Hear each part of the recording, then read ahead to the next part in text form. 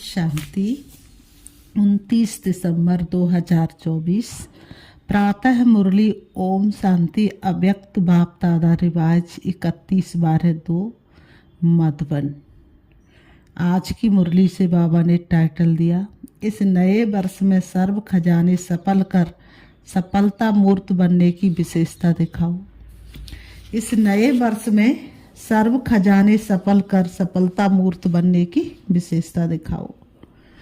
आज नवयुग रचता, नव जीवन दाता बाप दादा नव वर्ष मनाने आए हैं। आप सभी भी नव वर्ष मनाने आए हो व नवयुग मनाने के लिए आए हो। नव वर्ष तो सभी मनाते हैं, लेकिन आप सभी नव जीवन, नव युग और नव वर्ष तीनों ही मना रहे हो। बाबा कहते बाप दादा भी त्रिमूर्ति मुबारक दे रहे हैं। नव वर्ष की 1-2 को मुबारक देते हैं और साथ में कोई ना कोई गिफ्ट भी देते हैं। गिफ्ट देते हो ना, लेकिन बाप दादा ने आप सबको कौन सी गिफ्ट दी है?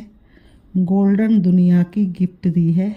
ऐसी गिफ्ट तो कोई किसी को दे भी ना सके। सभी को गोल्डन दुनिया की गिफ्ट मिल गई है ना। जिस गोल्डन दुनिया में नवयुग में सर्व प्राप्तियां हैं, याद है अपना राज, कोई अप्राप्ति का नाम निशान नहीं है। ऐसी गिफ्ट सिवाय बाप दादा के और कोई नहीं दे सकता। सारे विश्व में अगर कोई बड़े से बड़ी सौगात देंगे भी तो क्या देंगे? बाबा ने कहा सारे विश्व में कोई बड़े से बड़ी सौगात देंगे भी तो क्या देंगे? बड़े से बड़ा ताज व तख्त दे देंगे।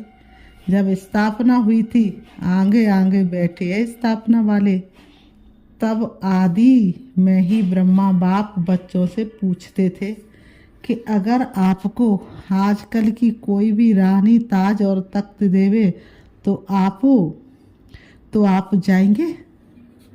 याद है ना? तो बच्चे कहते थे इस ताज और तख्त को क्या करेंगे?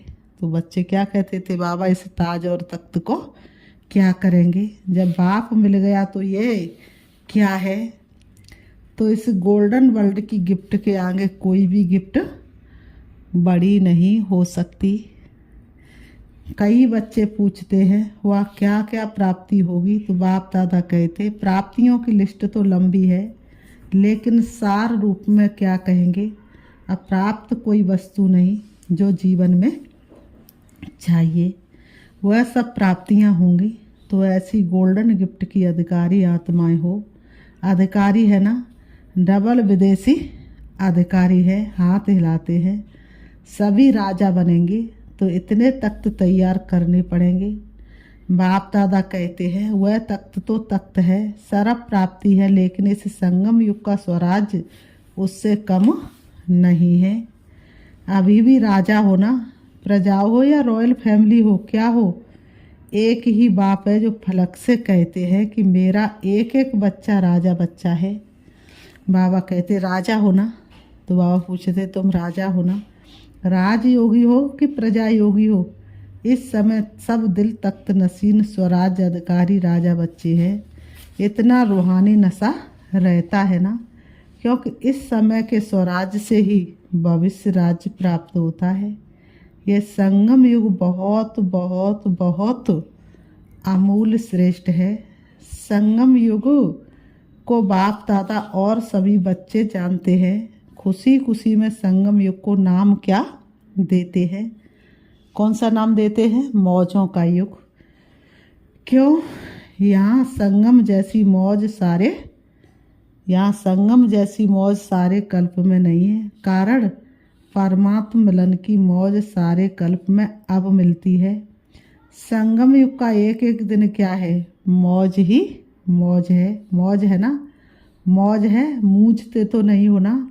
हर दिन उत्सव है, क्योंकि उत्साह है, उमंग है, उत्साह है कि अपने सर्व भाई बहनों को परमात्मा पिता का बनाए। सेवा का उमंग उत्साह रहता है ना, ये करे ये करे ये करे। प्लान बनाते हो ना, क्योंकि जो श्रेष्ठ प्राप्ति होती है तो दूसरे को सुनाने के बिना रह नहीं सकते। इसी संगम युग की प्राप्ति गोल्डन वर्ल्ड में भी होगी। अभी के पुरुषार्थ की प्राप्ति भविष्य गोल्डन वर्ल्ड है।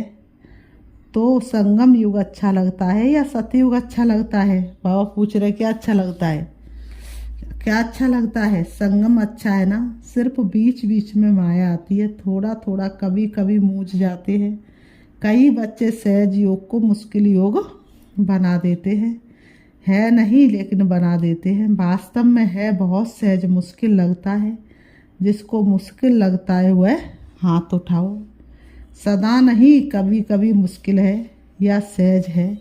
जो मुश्किल योगी है वह हाथ उठाओ। माता मुश्किल योगी हो या सहज योगी, कोई मुश्किल योगी है, कोई हाथ नहीं उठा रहे हैं। सारी सभा में हाथ कैसे उठाएंगे? बाबा ने कहा सारी सभा में हाथ कैसे उठाएंगे? इसलिए सभी क्या समझ बैठे अपने को, सहज योगी। तो सभी बच्चे फलक से कहते मेरा बाबा है कि दादियों का बाबा है? मेरा बाबा है ना। हर एक कहेगा पहले मेरा। ऐसे है ये सिंधी लोग सभी बैठे हैं ना। मेरा बाबा या दादी जानकी का है, दादी प्रकाश मणि का है, किसका है? मेरा है। सारा दिन क्या याद रहता है? मेरा है ना। बाप कहते हैं बहुत सहज युक्ति है। जितने बार मेरा मेरा कहते, सारे दिन में कितने बार मेरा शब्द कहते हो? अगर गिनती करो तो बहुत बार मेरा शब्द बोलते हो। जब मेरा शब्द बोलते हो तो बस मेरा कौन? मेरा बाबा। मुश्किल है, कभी कभी भूल तो जाते हो। बाप दादा कोई नया शब्द नहीं देता। जो सदैव कार में लाते हो मैं और मेरा, तो मैं कौन और मेरा कौन? कई बच्चे मुश्किल पुरुषार्थ क्यों करते? सिर्फ सोचते हैं बिंदु सामने आ जाए। बिंदु बिंदु बिंदु और बिंदु की शक जाती है। बिंदु तो है लेकिन कौन सी बिंदु? मैं कौन हूँ ये अपने समान स्मृति में लाओ तो रमणीक पुरुषार्थ हो जाएगा। सिर्फ ज्योति बिंदु कहते हो ना तो मुश्किल हो जाता है। सहज पुरुषार्थ मौज का पुरुषार्थ करो। बाबा ने कहा इस नए वर्ष में पुरुषार्थ भी श्रेष्ठ हो, लेकिन श्रेष्ठ के साथ पहले सहज हो। सहज भी हो और श्रेष्ठ भी हो, ये हो सकता है। दोनों साथ हो सकता है। डबल फॉरेनर्स बोलो हो सकता है। तो बाप दादा देखेंगे। बाप दादा तो चेक करते रहते हैं ना। तो मुश्किल योगी कौन कौन बनता है? सहज योगी का ये मतलब नहीं है कि अलबेलेपन का पुरुषार्थ हो। श्रेष्ठ भी हो और सहज भी हो। तो पांडव सहज योगी है। सहज योगी जो है वह हाथ उठाओ। देखना टीवी में आ रहा है, मुबारक हो। तो ये वर्ष कोई के आगे कोई मुश्किलात नहीं आएगी, क्योंकि सहज योगी हो। अलबेले नहीं बनना। समय प्रमाण इस नए वर्ष में सभी को विशेष ये लक्ष्य रखना है कि जो भी खजाने प्राप्त हैं, समय है, संकल्प है, गुण है, ज्ञान है, शक्तियाँ हैं, सबसे बड़ा खजाना संकल्प है।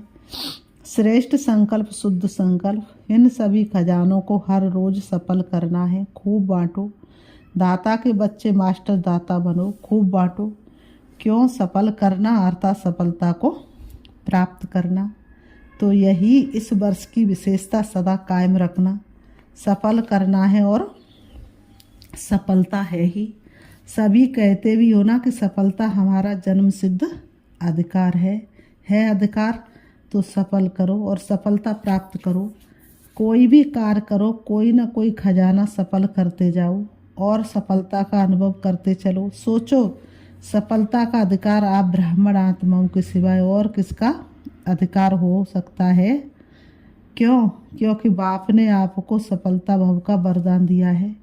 बाप दादा सदा कहते हैं कि एक एक ब्राह्मण आत्मा सफलता का सितारा है, सफलता स्वरूप है।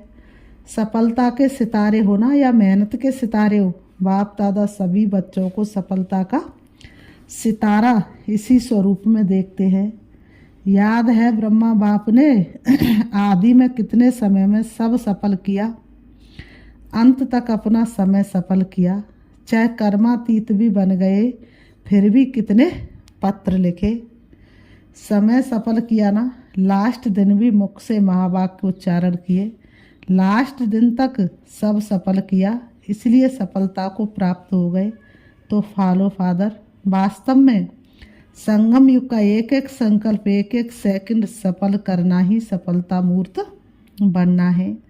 सभी निश्चय से कहते हैं ना कि ब्रह्मा बाप से तो हमारा बहुत प्यार है। बाबा ने कहा कोई भी ऐसा है जो ना कहे कि ब्रह्मा बाप से हमारा प्यार नहीं है? तो सभी कहते ब्रह्मा बाप से तो हमारा बहुत प्यार है। तो प्यार की निशानी है, जो बाप को प्रिय था वह बच्चों को प्रिय हो। समय संकल्प और सर्व खजाने सफल हो, समय संकल्प और सर्व खजाने सफल हो, एक भी संकल्प व्यर्थ ना जाए, व्यर्थ नहीं हो। बाबा ने कहा प्यार की निशानी क्या है? प्यार की निशानी क्या है? फॉलो फादर, ब्रह्मा बाप ने विशेषता क्या दिखाई?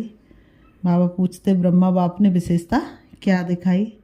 जो सोचा हुआ सेकंड में किया, सिर्फ सोचा नहीं, सिर्फ प्लान नहीं बनाया, प्रैक्टिकल में करके दिखाया। तो ऐसे है फॉलो करने वाले है ना, बाबा ने कहा ऐसे है फॉलो करने वाले है ना, अच्छा है। आज बहुत ही आ गए हैं न्यू ईयर मनाने के लिए, अच्छा है। अगर हॉल छोटा पड़ गया तो दिल तो बड़ी है ना, देखो दिल बड़ी है तो समा गए है ना। आज सभा में 18-19 हजार भाई बहन बैठे हैं, सभी बाहर बैठे हुए भी सुन रहे हैं ना। बाहर बैठने वाले सुन रहे हैं, वह तो दिखाई नहीं देंगे। बाप दादा ने सुना कि फॉरेन से में सबसे ज़्यादा ऑस्ट्रेलिया वाले रात के 12 बजे तक बैठते हैं और 4 बजे अमृत वेला करके उठते हैं। बाप रे! तो बाप दादा ने भी आज ऑस्ट्रेलिया को याद किया। सुन रहे हैं? यहाँ ऑस्ट्रेलिया वाले हैं, हाथ उठाओ। बाबा ने हाथ उठवाया। त्रिमूर्ति मुबारक, पहले ऑस्ट्रेलिया को फिर सभी को। इस वर्ष का लक्ष्य तो बताया, सफल करो, सफलता है ही, सफल करो और पाओ सफलता, ये सभी ने पक्का किया। सफल करना है, व्यर्थ नहीं।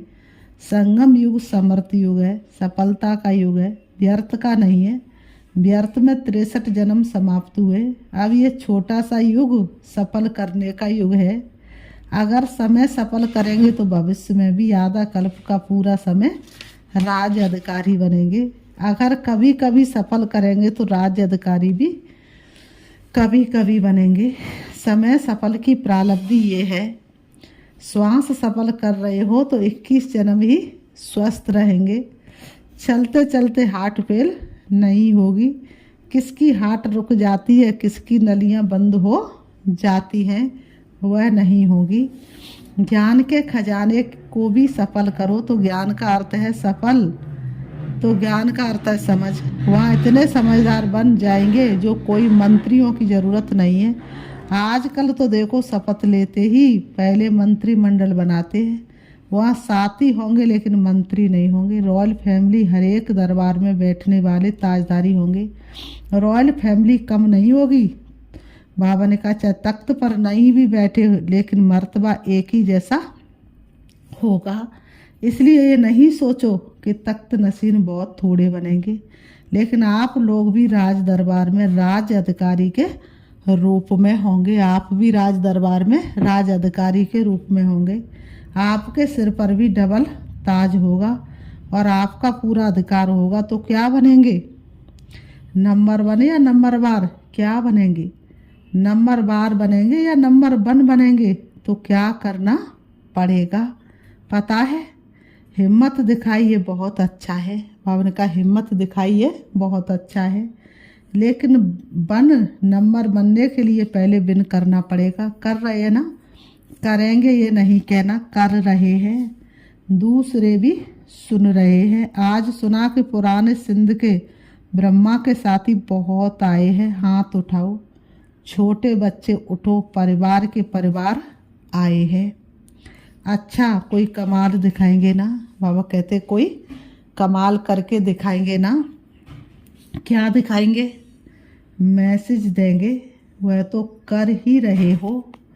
मैसेज देंगे। बाबा ने कहा वह तो तुम कर ही रहे हो। अच्छा 38 आए हैं तो क्या कमाल करेंगे। बाबा ने कहा 38 आए तो क्या कमाल करेंगे। चलो ज़्यादा नहीं कहते, छोटी सी बात कहते हैं, करने के लिए तैयार हो, बच्चे भी कमाल करेंगे ना। बाबा ने कहा आपने तो बड़ी।